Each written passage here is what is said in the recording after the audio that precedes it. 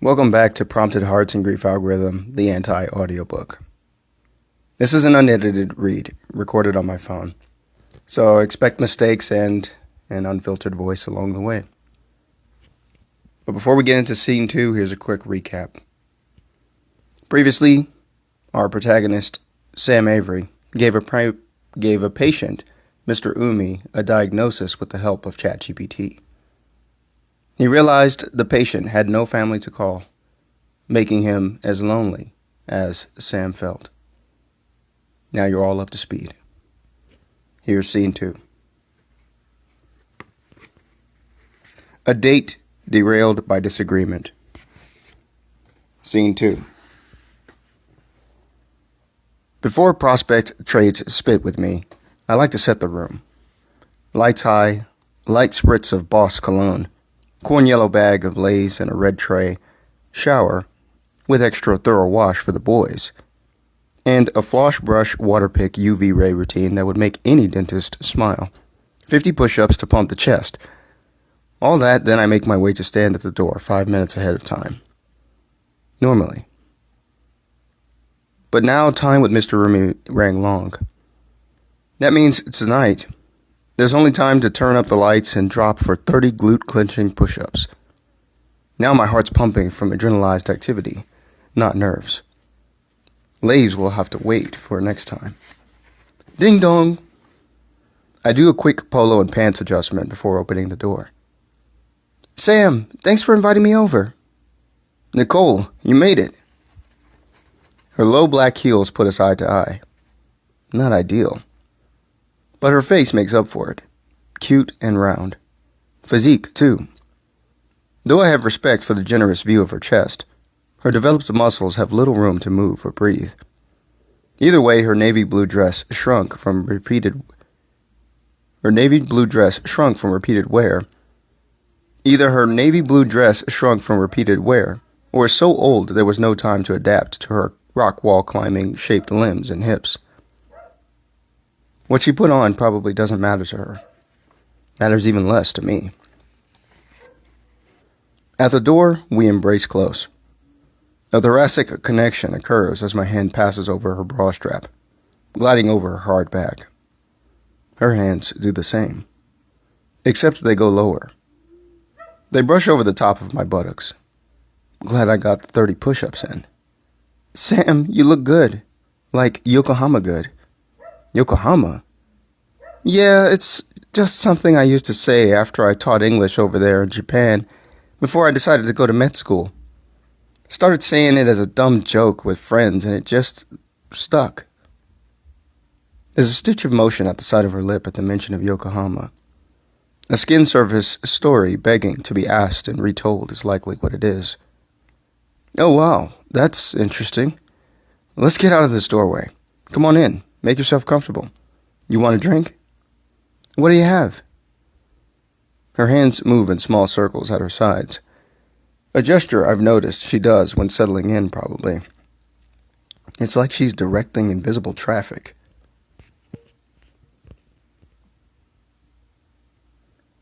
I have a case of Coors, some red and white. A Coors would be cool. You got it. These parts of dates always start the same.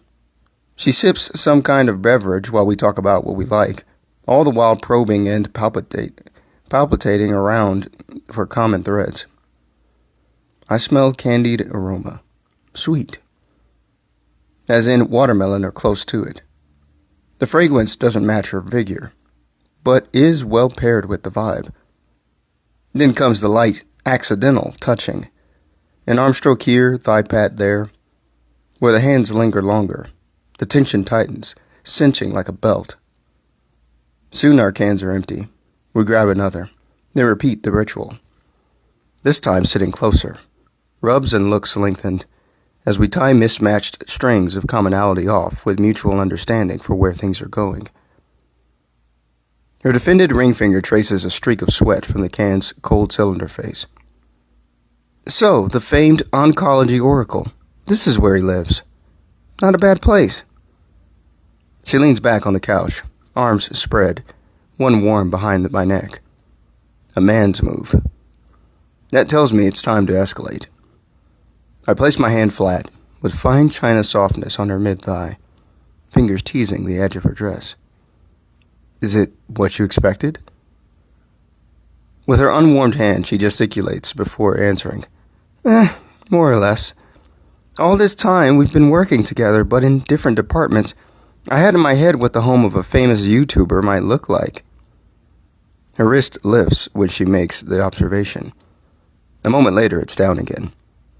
Barbed wire tattooed ring finger skates circles over the couch's fabric, as if testing reality. Oh, a green screen, silver play button, bunch of costumes, stuff like that? Yeah, but not just that. I was thinking it'd be a little more over the top. You know, Hollywoodly decorated, ready to record perpetually. Totally Yokohama'd out. I don't know what that means, but I don't care either. I scoot closer. The result is grazing contact between the flesh of our hips, only blocked by 2 layers of clothing. Her wrist angles down over the arm of the brown polyfiber couch. I've forgotten about any pain in mine. Sorry to disappoint, but I swear I'll make it up to you. I speak into her neck. Gooseflesh dots the shaded skin of it. I catch the curve of her chest falling slower than before.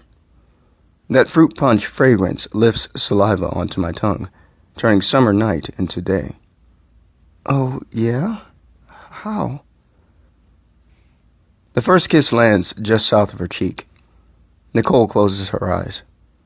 Then it's a slow swoop of mandibular motion, down to her chin, under it, then rising in a strict, soft suction to explore her labia oris.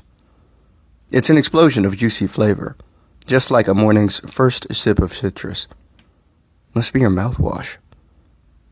Her face pushes back with opposing force. Lips are active. Hands follow. The previously free one rides over my thigh, stopping to squeeze and stretch her palm over Dr. Cock. The air kicks on. A car downstairs blurts a horn. Some small dog cudles while Nicole handles my noodle. I'm back in the kiss, all in.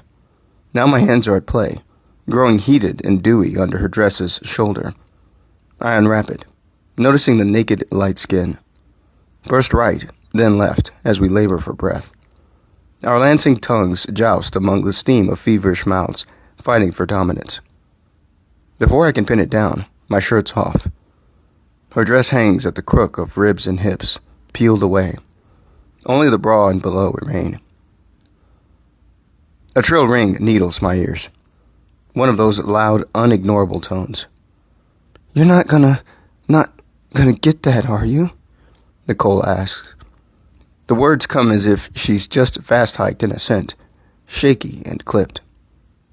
I have to. It's my work phone.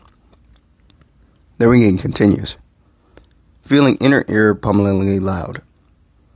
I give the most wickedly playful smile. It'll be quick.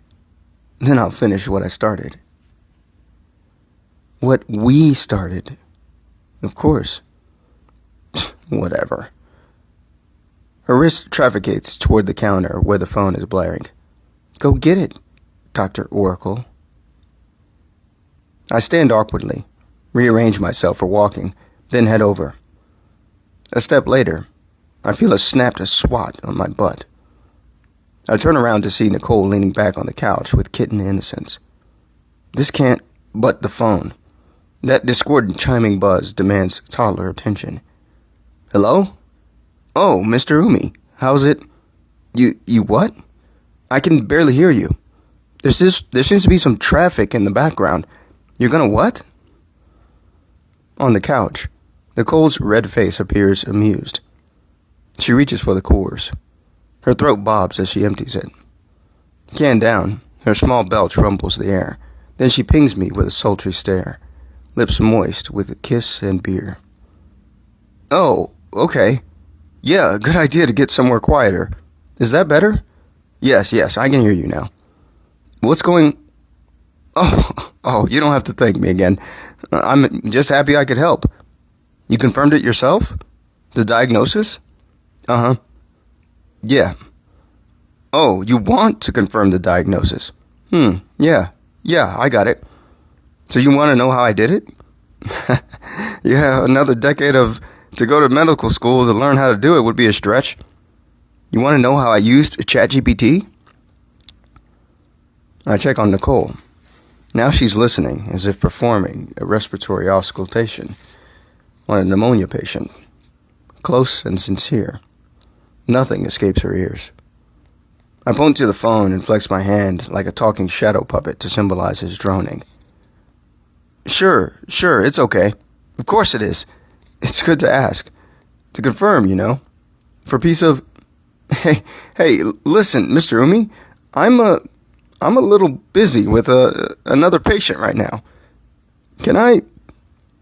Oh, no, it's no problem that you called so late. I was just enjoying some fruit. A big bowl of it. Yeah, they're a good source of nutrition and regularity, for sure. I know it's hard now.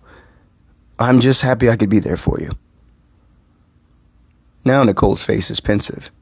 I know that look. The contemplative expression when you hear something abnormal, but aren't sure how to convey it to the patient. Same one I had while talking to Mr. Umi hours ago. Every doctor has their face. All are as potentially serious as they are unreadable. Time to end this call. Yeah, very true. Technology is scary. It can be. But it doesn't have to change us.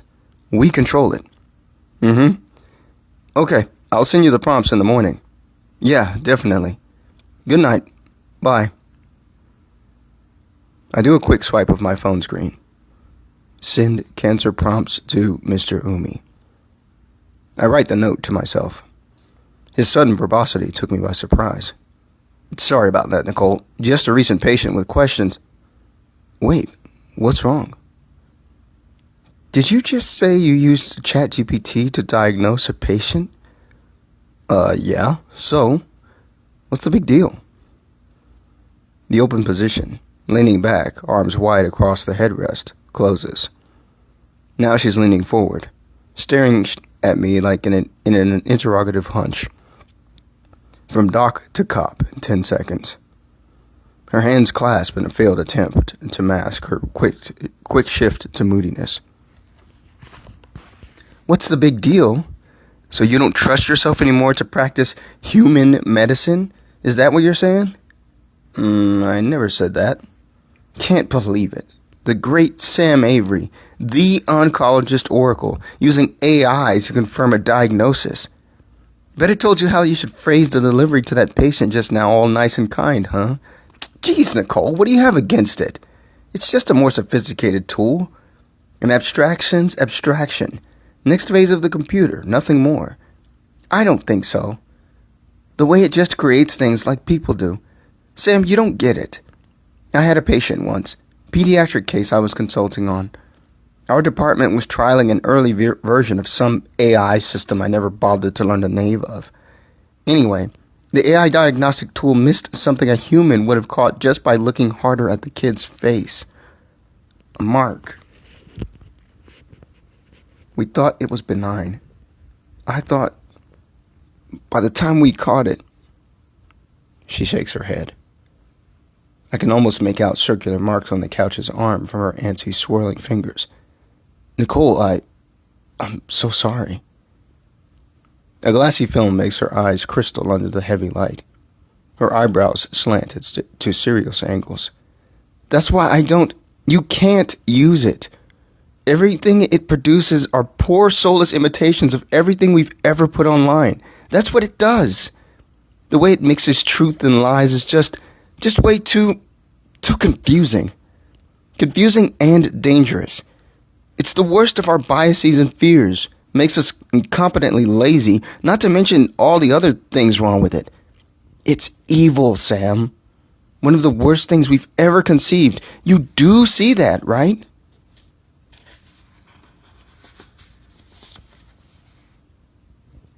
Sam stays quiet. There's an ellipses there. I lean against the counter under the highlights, consciously keeping my hands unflexed. Annoyance takes up physical space in my chest. Picture a hot air balloon, colorfully plumped, thrusted skybound by a controlled pull of jetting fire. That's what it feels like, except clearance is limited. In fact, there's none. The gas-bloated ride rises just inches before it bonks against the limited ceiling. I glance over at her side of the couch. She is still talking. Nicole, I think you're overthinking. Am I? Sam, those things are just horrible, the AI. Didn't you hear? They're bad for the planet, hallucinate like a coked-out San Francisco software dev who hasn't showered in days, and drink more water than whole countries. Millions, no, billions of gallons gulped to cool down their systems. Water real people need to survive. Plus, they're stealing jobs from everyone.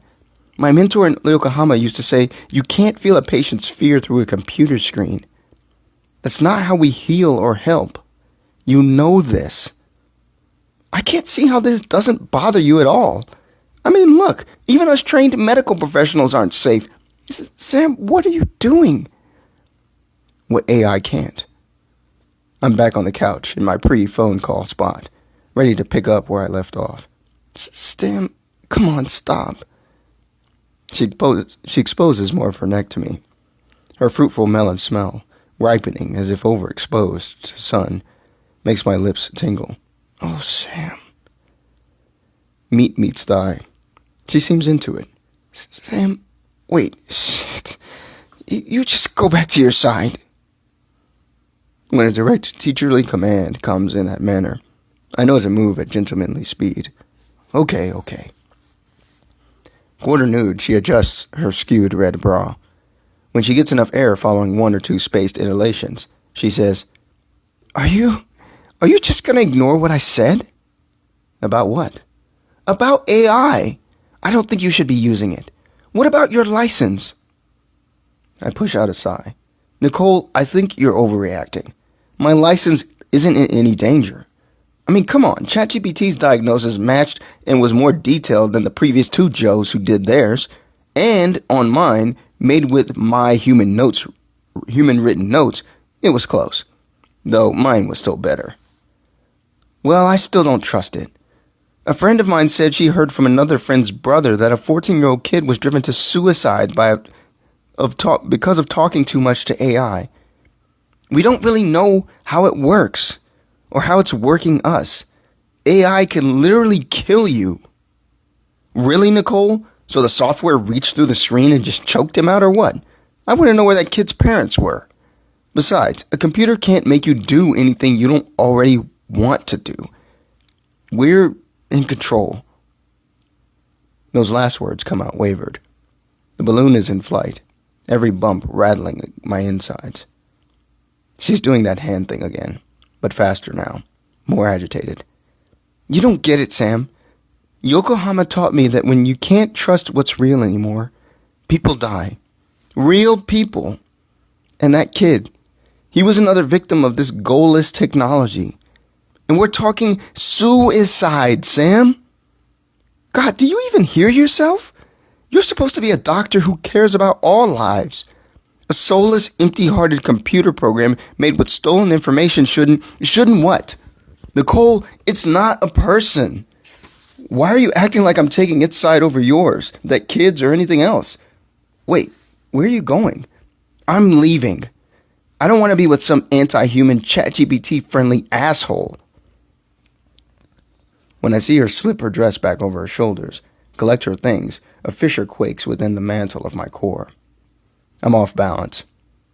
A heady brain-wrapped pressure beats at my skull where the balloon has burst open, a wound I once thought was healed. I'm reminded of that post-Halloween pumpkin smell.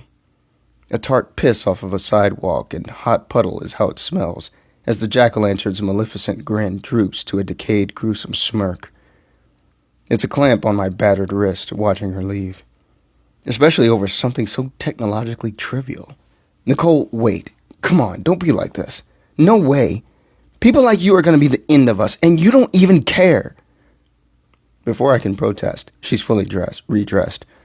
A second later, she's at the door, keys jingling in hand. So that's it? That's it. All this time we worked together, I never knew you were one of them. just way too Yokohama loco. The door's open, but before she steps out, she snaps over her shoulder. Don't DM me. She doesn't slam the door because she can't. I have one of those heavy ones with the pressurized mechanisms on top so it doesn't rough up the frame, but there's no looking back from her either. I sit there for a few minutes, blue-balled, looking hangdog. Excited fury pipes through every chord of me. There's a gut pull to retaliate.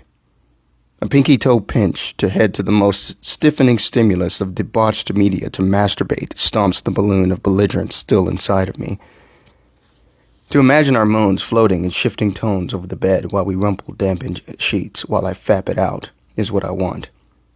Delivering a revenge fantasy stroke series, parting her in two while I fall apart twitching, to precede our likely, inevitable parting, even if only a mental maneuver, is what my hands demand.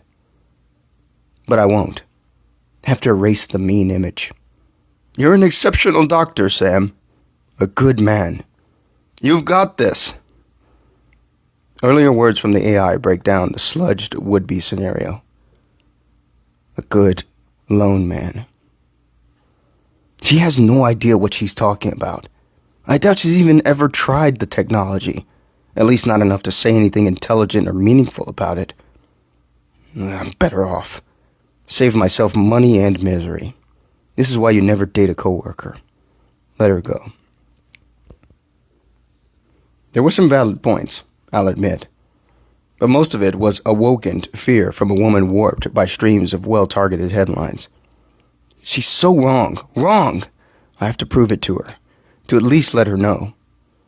We've only been vibe dating through Instagram DMs for a month. But I need her to know where I stand on this. That I'm aware of everything she said. That maybe I'm not fully sure what kind of mechanical murderer AI might be, but that I want to use it to understand and help more people who are sick. That I do care about people, especially patients, especially terminally ill ones, so totally undeserving of sudden, early death from an uncourted disease that decided to follow him home because of bullshit that didn't make sense. Those really never sat right with me. Yeah, I need to tell her something along those lines. You said no DMs. I pull up my phone to text her, when another message causes hyperinflationary hot fullness in my chest again, straight at my heart. Next on screen, a text from my ex-wife.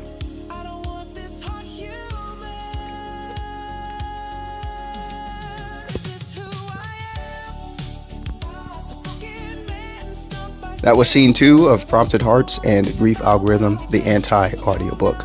Thanks for listening. Want to read your stories in print or ebook over listening to them?